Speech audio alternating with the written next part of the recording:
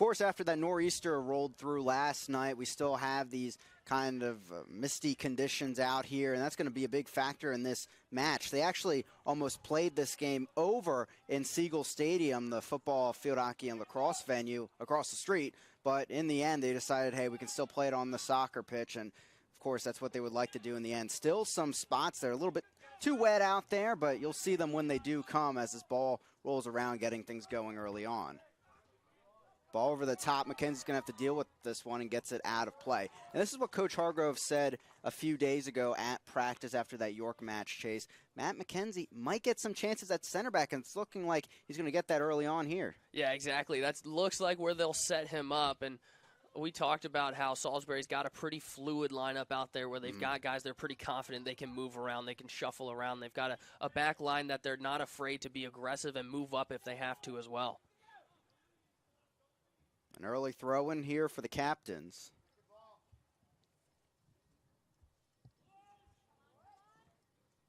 Knocked down by Hoffmeister, and Walker will sweep it out of here. Cook getting under that one, skying it.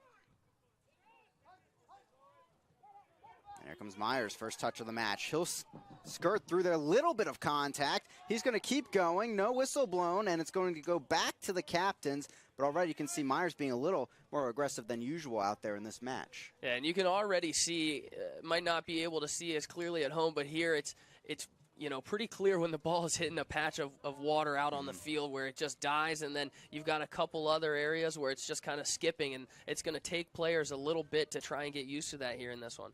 Yeah, the Siegel Soccer Stadium still a very new facility after they redid it just over a year ago. Getting a real test today in these conditions. Meso gets the start here today after he didn't start in the last 3 matches, part of that lineup switch that CNU saw, but he did start the previous 12 matches before that in the season, a key leader out there for the captains. Durbin comes in, slide challenge, knocks it out of play, away from Iben. And see, that's a good example of that aggressiveness right there, where you see Iben saw that pass the whole way, stepped forward, and wasn't afraid to take it into space and see if he could send it forward. And it was a theme early on in the pregame show here at Siegel Soccer Stadium, but it's going to be interesting to see how Salisbury attacks this back line. Completely different area out there for CNU, considering they have 2 starters out of the match, with sophomore experience really in Hewlett. But, this is a back line that really gave Salisbury problems in that first half earlier this season. Headed on by Boone, swept away by Walker, but too heavy of a touch for Spaden. Durbin trying to wait it out there to Ballard, and trying out that ball over the top of Ballard, and that's what we saw them have so much success with just a week and a half ago. That was really one of the big keys, was get it to Ballard any way possible, and he was making a lot of stuff happen out on the wing, where once you fed him, if you got him on a long run, he was able to do a lot in terms of sending it to the middle, and that's where Salisbury's got to keep an eye out. Well, over the top out of play for White. Siegel's averaging 1.5 goals per game, just 7th in the CAC, but the real problem is 6th in the CAC in shots per game. They haven't been able to create a lot of chances out there this season. Foul called as Hawkins knocks away Durbin. And already they're pressuring up the field, and that's what Hargrove mentioned entering this match. Yeah, and you could see Hawkins not really happy with that call. 2 fouls now against Durbin as he's going down. Boone will take a chance from far out and test Brookhart, and might as well in these slippery conditions. Yeah, you mentioned you could see that shot kind of skip off the grass there, and we talked about how it might affect the players out on the field, but really a question mark, will it affect Brookhart? Will it affect Padini, and how so? And Chase, in preparation for this match, you took a look at what his GAA would be like without those 5 goals allowed. You have to feel for Brookhart a bit out there after really Cam was open there by the Spartans in the second half. Yeah, and you look at it, he's still got a pretty good GAA. He's still second in the CAC, but you take away those 5 goals, and I mean, he's been absolutely stellar, one of the best goalies, if not the best goalie in the conference. Similar happenings over at St. Mary's. They had good defensive stats until 5 goals were put up on them by the Mary Washington Eagles, of course. The Eagles, in the end, getting the top seed in the CAC. They face Southern Virginia right now.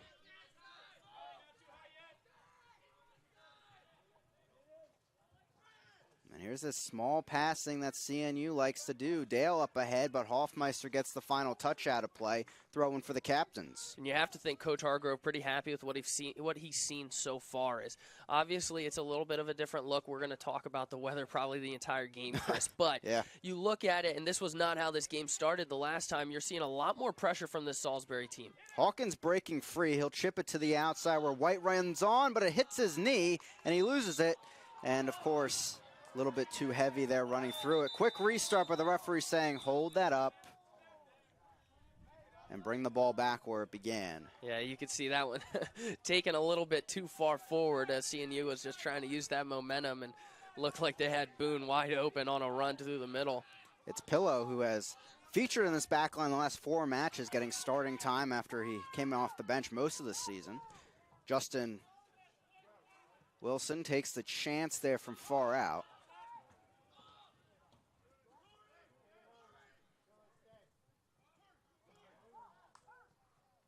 Give and go outside. Can he keep it in play? Bauer's going to get on this one. Keeps it in despite the slide challenge. Out of play, throwing coming. Well, you saw that started back with Jones, and we talked about Kari Jones. That'll be the guy you watch out for here. Second start on the season. He's had a couple poor touches that have started off this game, but a nice pass goes all the way to Boone and almost set up Ballard for a nice cross. And you mentioned Jones just getting a second start of the season, but he played a good chunk of time against the Seagulls in that other match at center back, and that's, of course, where he is today with Seifert out. Throwing coming, headed away by McKenzie. Back to the top of the box, but swept away by Hoffmeister, and that'll give them some breathing room as the Seagulls still trying to move up the field, but it's, again, that half-field offense really from CNU that we saw a week and a half ago. Yeah, you're not seeing them run away with it quite so much, but they are at least keeping it in their offensive third, if not this side of midfield. Walker trying to deal with the ball. Foul called, and this one will go in favor of Salisbury, and they'll get some breathing room here. Yeah, and this helps. We talked about there were a handful of moments in that last game where Salisbury really needed to set the tempo in their favor, slow things down, move numbers up. That'll be one thing that hopefully Coach Hargrove has set a precedent for in this game, is try and take advantage of those moments. McKenzie up, Walker up the field. Out of play, but the whistle sounds. Play pauses here. It looked like the referee was pointing the arm in favor of Salisbury, but I think either way he's going to have a conversation with everyone. You can see already emotions are pretty high. And we've already seen after a couple fouls a little bit of chippiness, a little bit of pushing and shoving. The referee wants to try and limit that as much as possible, as it was a bit of a collision there, and we'll see which way it goes. And it's going to go to the captains after all that discussion. Free kick from midfield, and of course, Seagull faithful not going to agree with that call. But CNU coming off of a match that saw a lot of yellow and red out there against St. Mary's, so they're pretty used to this. And as you mentioned, Chase, we're 7.5 minutes in. If already we're trying to ease tensions, it's not a good sign for the rest of the match. Definitely right, and we talked about it for a couple of Salisbury games as well. This is a physical Seagulls team. So both of these teams, once they get going, it's going to be difficult for the referees to try and keep this one calm and intact. And we'll see if he's able to do it. And like you said, Chris, coming off of a game where yellow cards clearly hurt you, you've got 2 of your backs out. That'll be really interesting if that starts to pile up today. It was Zaytoon there. Ball fell to him, and a good chance on Brookhart, but saved. Hawkins now to his left. He has a wide open teammate. Walker's there, but he's not looking there. He would have been wide open for a cross. Knocked up over. Here comes Ballard. This is what we saw him do in the previous matchup. Sends it across, but McKenzie handles it well, and Hoffmeister will move it down the field. And there's the key, staying spaced out for Salisbury. Don't close in. That's what we saw when that offense was running amok here for the captains. In that last matchup was Salisbury's defense crashing a lot, panicking, and one step behind. You stay one step forward, you stay spaced out. You know what we haven't seen before from these Seagulls? A back five, and that's what they're playing against the CNU today, with White and Walker as the wingers up the field. So bringing out everything to try and get this home playoff win as Johnson commits the foul on Wilson. It's a free kick for the captains. Yeah, and you really flash back. Salisbury had an opportunity there if there was going to be a pass that was able to get through, but you saw why that back line of the captains is so great. You saw Derek Cook was able to deflect 2 straight passes that were coming up in the air to him. Cook will be the one taking this opportunity. Gets under it to the far side of the box. There's Jones sailing in. He'll try to keep it in play to Boone. Boone has it, knocks it out. Bauer couldn't get there in time. Still in play. Finally out, and the first corner kick of the match is going to go the way of the blue uniform out there. The captains getting their first strike there on the set piece. Yeah, and they had it over there long enough, eventually finally earning that corner kick, but looked like it was going to stay stuck in there. Dale lining in, puts it back post. Brookhart there, and he grabs onto it with no real danger around him. And you have to think this is a positive here for Brookhart. The more touches he can get on the ball early on and kind of get a feel for how it's moving around after it's been all on the wet grass and kicked around this whole game is working well for him. Pretty poor kick there as Jones skies it. Hoffmeister chasing after it, and that'll take a lucky hop back to Brookhart in the end. That's one thing to consider as this game goes on. The water content on his gloves, how he handles it, the slickness of the ball.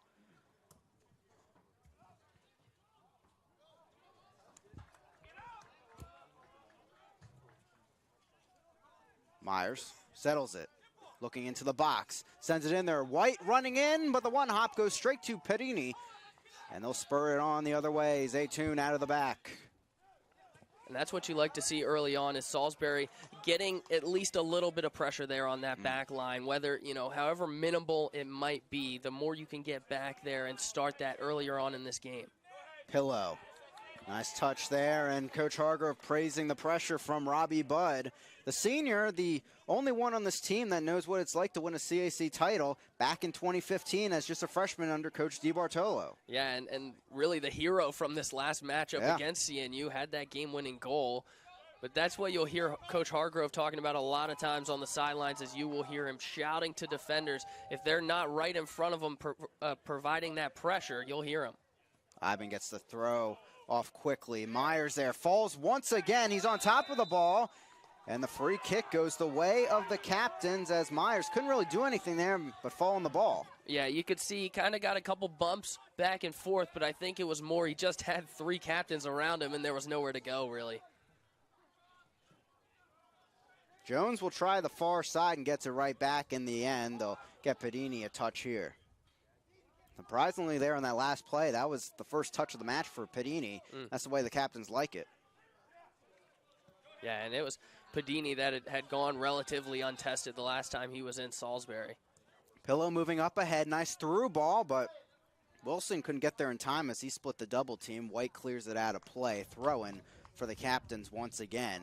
Over 12 minutes into this match, and honestly, Chase, it's looking like a week and a half ago. And we're back here on SGSN, 0-0 at the break between CNU and Salisbury. Dolph Hegovich up here in the booth with us. So, Dolph, you have to tell me, you're standing there on the sidelines with the coaches and the players. What are you seeing from that vantage point in this first half? Yeah, I thought we managed the first half pretty well. I mean, we're at halftime 0-0, so I think we'll look to go into the second half a little bit more aggressive and look to attack a little bit more. Yeah, well, is this something you expect in this game? Maybe Salisbury just trying the transitional approach, get quickly down the field with pressure, or is something not really working out there for you guys?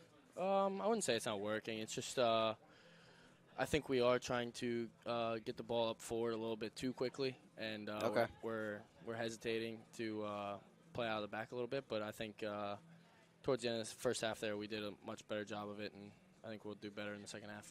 What have maybe you seen with the players and the coaching staff seen from Cullen Myers? Obviously, this is his second straight start as a freshman. That's kind of a big moment for him out there. Yeah. Cullen's done an amazing job so far, and proud of him.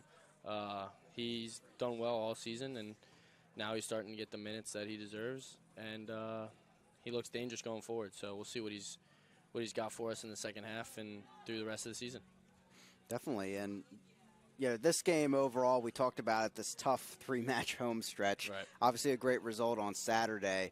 What was kind of that moment for you? I talked about it with Coach Hargrove yesterday at practice. Kind of due to some tactical changes, Matt ended up further up the field than he usually is. But what was that kind of like for you?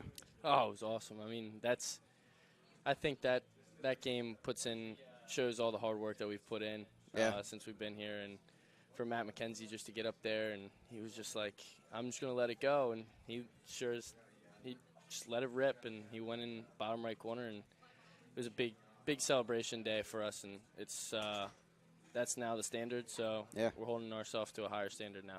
Yeah, and for the seniors on senior day, what was that like for them? Oh, I was talking to all three of them, and I mean, I don't think you could go out on senior day better than that. Really. I mean, you beat the number 8 team in the country, and time for celebration. So I think they're all happy about what happened on their senior day, and I'm happy for them. So what maybe changes do you think the coaching staff is talking about right now for the second half? I thought that in the first half we didn't get Bo involved enough. We gotta get him a little bit more involved to control the game, basically be the quarterback of the team. And I think if we can find ways to get Bo on the ball a little bit more, to get the ball up the field quicker and less amount of passes, I think we'll put ourselves in a lot more attacking areas that will give us better chances than we did in the first half. So I think Coach Al and the coaching staff are doing something right now that'll push us forward in the second half. I was talking about this with Coach yesterday, but what's it like to see the table right now? You have 7 teams within 4 points of each other. It's kind of insane. Just one kick of the ball could change everything for you guys this whole season. It's pretty crazy. I mean, the CAC is probably one of the most competitive conferences in the country, and I was talking to Alex about it the other day. I mean, like, any team 1 through 7 can beat the 7th team could beat the first team, and anything can happen. So it's really competitive, and every game is going to be really competitive. And just like this one today, I mean, you knew coming into today that CNU was going to be a fight, and that's what it is. So we know going into each and every game that it's going to be a dogfight. So I think the conference is strong, and we'll see where it goes coming a few weeks. Okay. Thanks, Dolph, as always, for coming on to give your thoughts at halftime. 0-0 here between CNU and Salisbury. Captains leading in shots 8-2 overall, and Salisbury trying to remedy that offense a bit into the second half. We'll be right back on SGSN.